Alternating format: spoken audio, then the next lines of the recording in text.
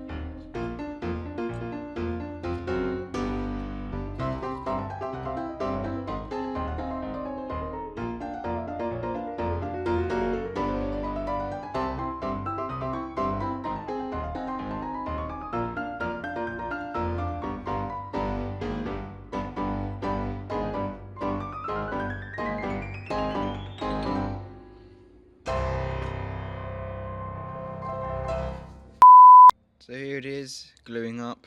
I've screwed it as well at the bottom. I put screws in it as well.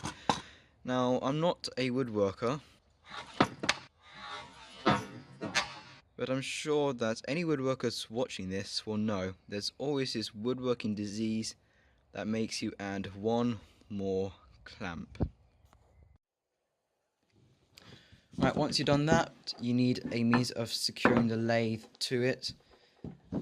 What I've done here is I've got an old bag strap with epoxy putty to secure it on there.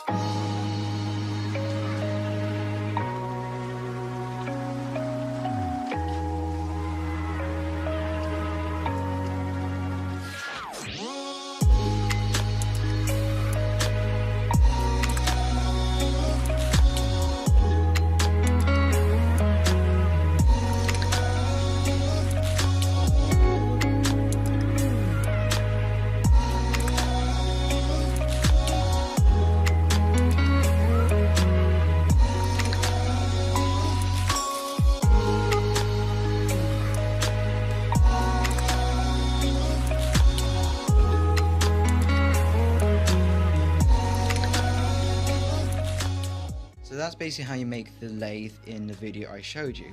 However, this lathe right now, you can only turn pieces about 5 centimeters big, if that. So naturally, the next step is to add a tailstock. Now this tailstock will allow me to turn bigger pieces of wood without the vibrations shaking the whole thing apart. And adding that will be in the next video.